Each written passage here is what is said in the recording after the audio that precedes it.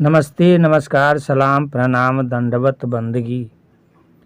इससे पहले आप सभी ने सुना जहानिया अगस्त का प्रसंग, तत्वा जीवा का प्रसंग।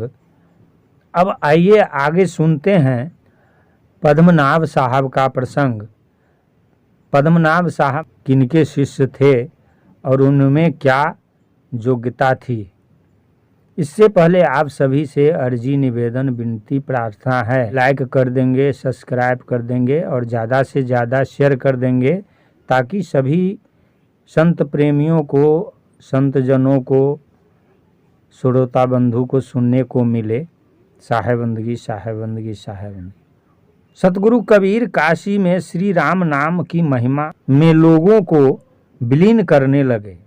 श्री पद्मनाभ जी जो उनके अंतरंग शिष्यों में से थे, एक दिन गंगा में स्नान करने के लिए गए थे। उन्होंने गंगा तट पर एक दृश्य देखा जो मणिकर्णिका का था। वहां पर बहुत भीड़ लगी हुई थी, जिसको देखकर श्री पद्मनाभ दास जी उसके निकट गए और देखते क्या है कि एक कुष्ठ रोगी अपने हाथ पैर को बांधकर गंगा में कूदना चाहता था। उक्त कुष्ठ रोगी को गंगा में कूदने के लिए प्रस्तुत देखकर श्री पद्मनाभ दास जी ने कहा कि सुनो, तुम क्यों गंगा में कूदने जा रहे हो। उसने कहा, महाराज, मेरे इस कुष्ठ रोग से घृणा करके परिवार वालों ने मुझे घर से निकाल दिया है। पुत्र एवं पत्नी भी मुझसे घृणा करते हैं। मेरे इस कष्ट के प्रति किसी की सहानुभूति नहीं है। मैं सबसे उपेक्षित हूँ, इसलिए मैं अपने को असहाय समझकर गंगा में कूदना चाहता हूँ। उसकी इस बात पर श्री पद्मनाभ दास जी ने कहा कि यदि तुम कुष्ठ रोग से मुक्त हो जाओगे तो क्या करोगे। उसने कहा, स्वामी जी, तब मैं भगवान का भजन करूंगा। उसकी बात को सुनकर श्री पद्मनाभ दास जी ने उपस्थित लोगों से कहा कि इसका बंधन खोल दो, परंतु वह भीड़ केवल तमाशा देखने के लिए उपस्थित थी। उसमें से किसी ने भी उसके बंधन को नहीं खोला, क्योंकि उसके तन से रक्त बह रहा था और बदबू आ रही थी। उसे देखकर लोगों को घृणा हो रही थी। जब किसी ने उसके बंधन को नहीं खोला, तब श्री पद्मनाभ दास जी ने स्वयं अपने कर कमलों से उसके बंधन को खोल दिया और उससे कहा कि तुम गंगा जी में औंधे मुख खड़े हो जाओ। अतः वह पद्मनाभ जी के कथनानुसार खड़ा हो गया। पद्मनाभ जी ने उससे कहा कि तुम 3 बार राम राम कहो। उसने वैसा ही किया। ज्यों ही उसके मुख से अंतिम राम शब्द निकला, त्यों ही उसका शरीर सोने के समान दीप्यमान हो गया तथा वह राम राम रटता रहा। उक्त समाचार वाराणसी नगर में शीघ्रता से फैल गया। लोग कहने लगे कि कबीर साहब के शिष्य श्री पद्मनाभ दास जी ने अमुक वनिक कुष्ठ रोगी को केवल 3 बार राम राम कहलवाकर रोग मुक्त कर दिया। उक्त समाचार सतगुरु कबीर को भी मिल गया, जिसे सुनकर सतगुरु मन ही मन सोचने लगे कि पद्म जी अभी राम नाम की महिमा नहीं जान पाए। इस प्रकार सतगुरु कबीर सोच ही रहे थे कि श्री पद्मनाभ दास जी आश्रम पर आ गए। उन्होंने जाकर साहब को साष्टांग प्रणाम किया। साहब ने उनको अपनी छाती से लगाकर कहा, वत्स, तुमने एक छोटे से कार्य के लिए 3 बार श्री राम नाम का आवाहन करवाया है। अभी तुमने प्रभु के इस पावन नाम के महत्व को नहीं जाना है। यहाँ एक प्रसंग आता है, प्रियादास जी का टीका भक्तमाल से है, कवित काशीबासी साहू भयो कोढ़ी, सो निवाह कैसे, परिगय कृत्रिम चल्यो बूढ़बे को भीर है। निकसे पदम आए पूछो ढिग जाए, कहीं गही देह खोलो गुण नहाए गंगा नीर है। राम नाम कहे बेर तीन में नवीन होत, भयोई नवीन कियो भक्ति मति धीर है। गयो गुरु पास तुम महिमा न जानी, अहो नाम भास काम कर कहीं क्यों कबीर है। भक्तमाल प्रियादास जी की टीका से कवित्व लिया गया। साहेब ने सतगुरु की उक्त बात को सुनकर पद्म जी ने कहा, हे प्रभु मुझे श्री राम नाम की महिमा सुनाइए। सतगुरु ने कहा, वत्स तुम 80 पर जाओ, वहाँ पर पागल के रूप में मेरा एक गुरु भाई रहता है, वही तुम्हें श्री राम नाम की महिमा बतलाएगा। गुरुदेव की आज्ञा पाकर श्री पद्म जी 80 पर गए, जहाँ पर पागल बाबा रहते थे। उक्त बाबा ने दूर से ही पद्म जी को आते हुए देखकर कहा, आओ पद्म, तुम्हें कबीर भाई ने भेजा है। यह सुनकर पद्म जी दौड़कर उस बाबा के चरणों पर गिर पड़े और बोले, हाँ गुरुदेव कबीर ने ही मुझे आपके पास भेजा है। बाबा ने कहा कि बहुत अच्छा, जाओ वह सब जो गंगा के किनारे लगा हुआ है उसके कान में रॉ कह दो। बाबा की आज्ञा पाकर श्री पद्मनाभ जी ने उस सब के कान में रॉ शब्द कहा। तदंतर रॉ शब्द कहते ही उसने उठकर श्री पद्म जी को साष्टांग प्रणाम किया और पद्म जी के साथ वह आकर उक्त पागल बाबा संत के पैरों पर गिरकर अनेक प्रकार से स्तुति करने लगा। बाबा ने उससे कहा कि तुम अभी रहना चाहते हो? उसने कहा, जैसी आपकी कृपा। बाबा ने कहा, पद्म जी के साथ जाओ, कबीर मेरे बड़े गुरु भाई हैं, उनसे राम नाम का मंत्र ले लो और जीवन पर्यंत श्री हरि का स्मरण करना। इतना कहकर पद्मनाभ के देखते ही देखते बाबा अंतर्ध्यान हो गए। इधर पद्मनाभ जी उसको साथ लेकर साहब के पास आए और सतगुरु से उक्त बाबा का समाचार सुनाया। साहब ने कहा, ठीक है, तुमने हरि की महिमा को जाना कि नहीं? पद्म जी ने कहा कि प्रभु सब आपकी कृपा है, जिसके बल पर मैंने परम तत्व का परिचय पाया। साहब ने कहा कि अब तुम जाओ, मेरी शिक्षा का प्रचार करो और सभी को राम नाम का उपदेश दो, नहीं तो यहाँ के लोग तुम्हारे पीछे पड़ जाएंगे। लोग यही कहेंगे कि तुम बड़े सिद्ध हो और तुमसे कहेंगे, बाबा यह कर दो वह कर दो। तुम देखते नहीं हो कि मैं सदा इन चमत्कारों से दूर रहता हूँ। अपनी शक्ति का व्यय करना अच्छा नहीं है। इस प्रकार के प्रयोग जन्म मरण के कारण हैं।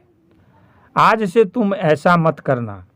गुरुदेव की आज्ञा पाकर श्री पद्मनाभ जी गुजरात की ओर जाकर श्री हरि की भक्ति का प्रचार करने लगे, जहाँ पर अभी भी उनके शिष्यों की शाखा विद्वान है और वह सत धर्म के प्रचार में लगी हुई है।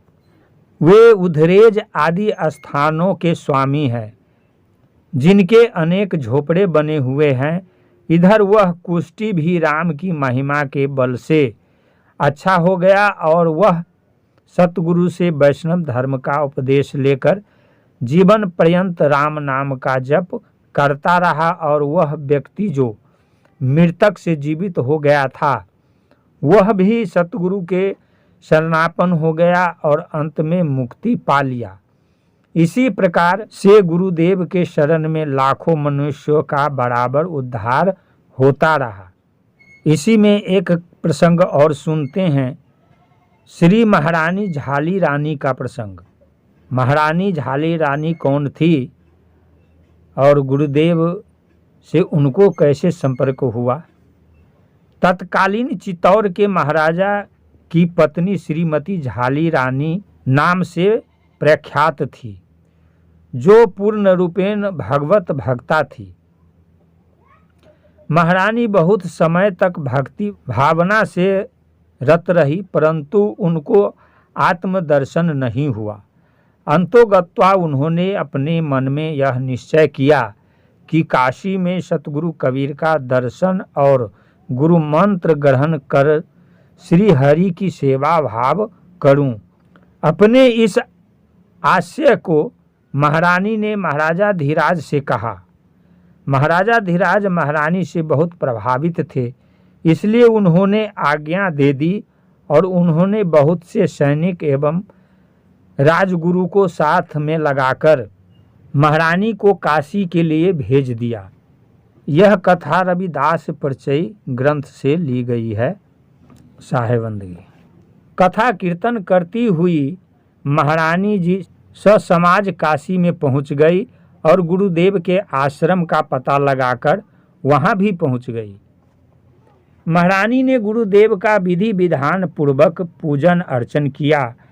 गुरुदेव से उन्होंने अपनी इच्छा को भी व्यक्त कर दिया। गुरुदेव ने महारानी जी से कहा कि मैं आपका गुरु तो हूँ ही, इसमें संदेह नहीं, मेरी आज्ञा मानना ही शिष्यत्व है। आप यहाँ से मेरे गुरु भाई श्री रविदास जी के पास जाएं और उन्हीं से राम मंत्र की दीक्षा ले लें। कबीर साहब की आज्ञा पाते ही उन्होंने रविदास जी के पास जाकर राम मंत्र की दीक्षा ले ली। इसे देखकर ब्राह्मणों को ईर्ष्या बड़ी हुई कि महारानी ने ब्राह्मणों से राम मंत्र की दीक्षा न लेकर एक चर्मकार से राम मंत्र की दीक्षा ली।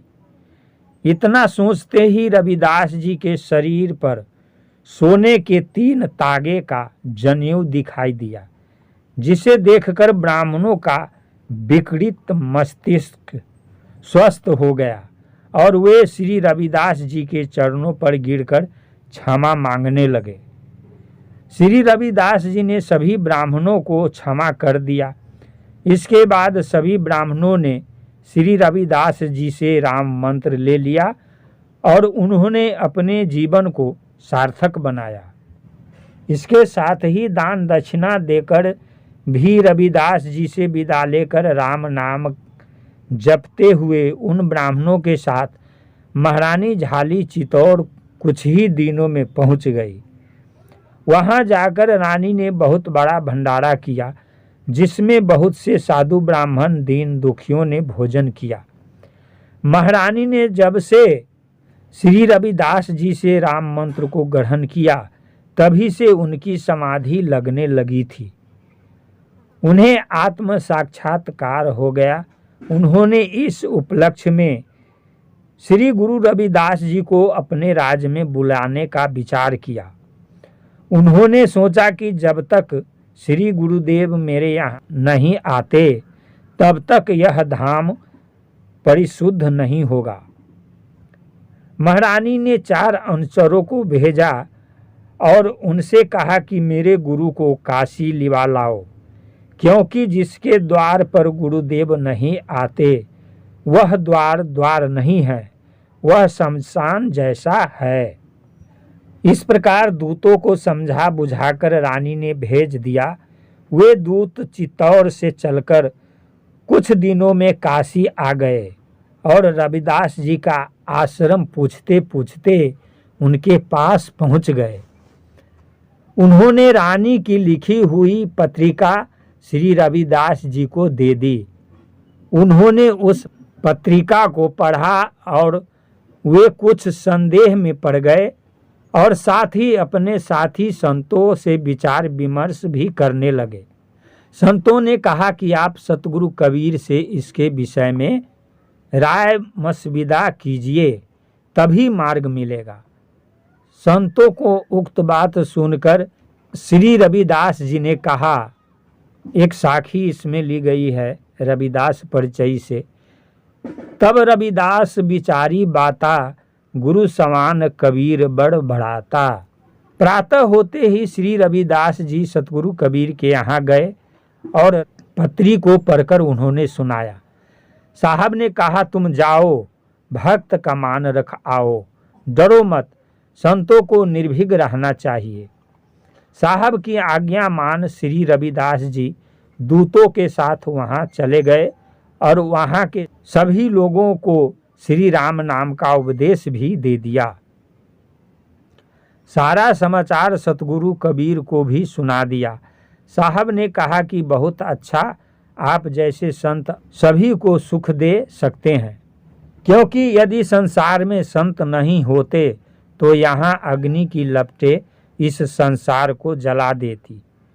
संत ही उक्त धारा को बुझाते हैं। इत्यादि बातों को सतगुरु कबीर श्री रविदास जी से कहकर प्रतिदिन की भांति सत्संग में लग गए। इसी संदर्भ में एक घटना घटी जो इस प्रकार है। सत्संग चल ही रहा था कि इसी बीच में गुरुदेव ने 2 पत्थर के टुकड़ों लेकर उसमें से एक को उत्तर फेंका और दूसरे को दक्षिण फेंका। गुरुदेव के इस कार्य को देखकर लोग आश्चर्य में पड़ गए। उसी सत्संग में महाराजा धीराज बिरदेव सिंह बघेल भी उपस्थित थे। महाराज ने हाथ जोड़कर सतगुरु कबीर से पूछा कि प्रभु, आपने यह क्या किया? साहब ने कहा कि राजन, बंग देश में झगड़ा हो रहा है, जिसमें एक बहुत बड़ा भक्त फंस गया था, जिसका उसमें कोई दोष नहीं था। उस भक्त को कलंकित करने के लिए उसके विदेशी लोगों ने एक वेश्या को कुछ पैसा देकर उसके ऊपर झूठा अभियोग लगवाया था। परिणामतः गांव के कुछ लोग भ्रम में पड़ गए और उस भक्त को गांव से बाहर निकालने के लिए उद्धत भी हो गए।